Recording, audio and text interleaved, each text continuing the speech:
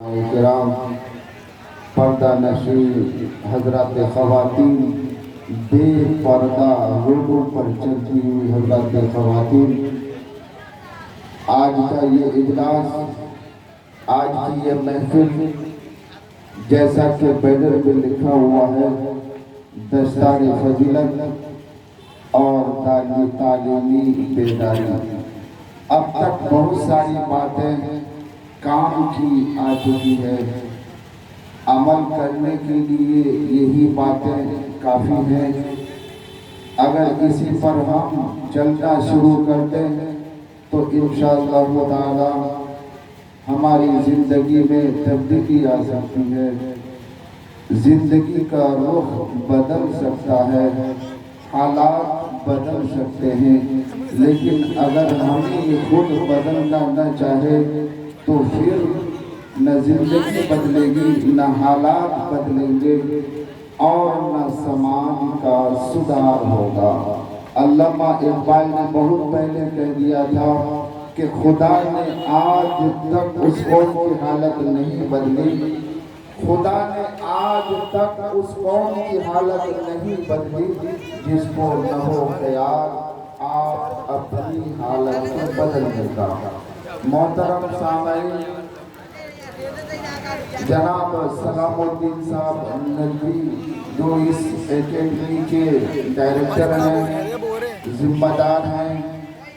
اور اس اکیڈمی کا نام ہے آسن اسلامی اکیڈمی۔ تو میں دو باتیں صرف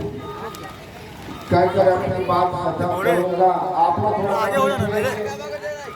زیادہ ادھر ادھر پہنچیے، آپ لوگ تھوڑا سا شانتی بنائیے۔ تو میں یہ عرض کروں گا کہ مبارکبادی بہت مل چکی اور مبارکبادی کے یقیناً مستحق ہے یہ بچے بھی جنہوں نے یہاں کلام اللہ کی تکمیل کی ہے، اور یہاں کے اساتذہ اور ذمہ داران یقیناً مبارکبادی کے مستحق ہیں، اور ہم بھی مبارکبادی پیش کرتے ہیں اور مزید دعا کرتے ہیں کہ اللہ آگے ترقی عطا فرمائے۔ لیکن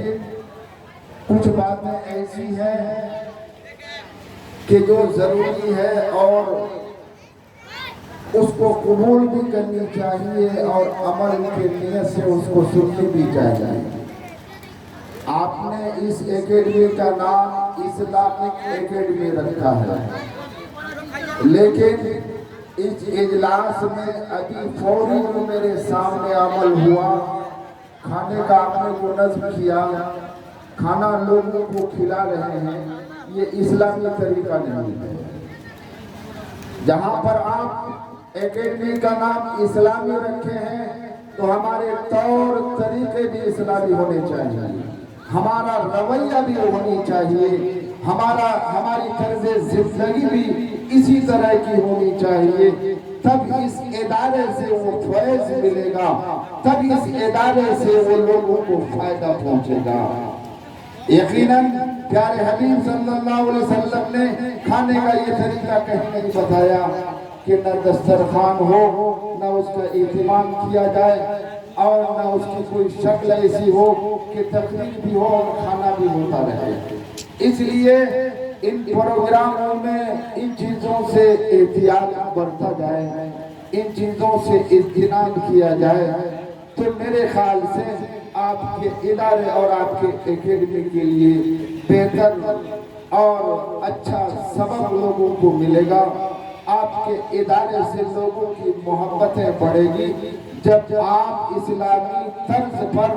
ساری چیزوں کو آپ رکھیں گے، پیش کریں گے، سماج میں آپ اس کو آگے بڑھائیں گے تو لوگوں کی الفت و محبت آپ کی طرف بڑھے گی۔ دوسری بات جو میں نے حدیث پڑھی ہے آپ کے سامنے کہ کل قیامت میں حفاظ کرام کے والدین کے سروں پر تاج رکھا جائے گا۔ من قرأ القرآن وعمل بما فیہ، میں نے اس حدیث کو اس لیے پڑھی ہے کہ حفاظ کرام کے والدین کو تاج اسی وقت پہنایا جائے گا جب یہ حفاظ جو یاد کرے گا اس پر عمل بھی کرے گا۔ ایسا نہیں کہ کلام اللہ کو حفظ کر لیا اب اس کے بعد کچھ کرنے کی ضرورت نہیں ہے، اسلام پر چلنے کی ضرورت نہیں ہے، اسلامی وضاحت کی ضرورت نہیں ہے، اسلامی طرز زندگی کی ضرورت نہیں ہے، اسلامی لباس کی ضرورت نہیں ہے۔ یقیناً اس حدیث میں شرط لگائی گئی ہے کہ حفاظ کرام کے والدین کے سروں پر تاج اسی وقت رکھا جائے گا جب وہ حفاظ یاد کرنے کے بعد، کلام اللہ کو حفظ کرنے کے بعد اس پر عمل بھی کرتا ہو۔ ایسا نہیں کہ آپ حافظ بن گئے، سماج میں آپ کے نماز کا اہتمام نہیں، کلام اللہ آپ کے سینے میں ہے، حلال و حرام کی تمیز نہیں، کلام اللہ آپ کے سینے میں ہے، آپ کا رہن سہن ٹھیک نہیں، آپ کے سینے میں کلام اللہ ہے، آپ کی زندگی سے دوسرے کو سبق نہیں مل رہا ہے۔ اس لیے حافظ قرآن کو میں یہ سبق دوں گا اور حافظ قرآن کو میں یہ پیغام دوں گا کہ آپ یہ پیغام لے کے جائیے کہ آپ نے کلام اللہ کو حفظ کیا، سینے میں اتارا،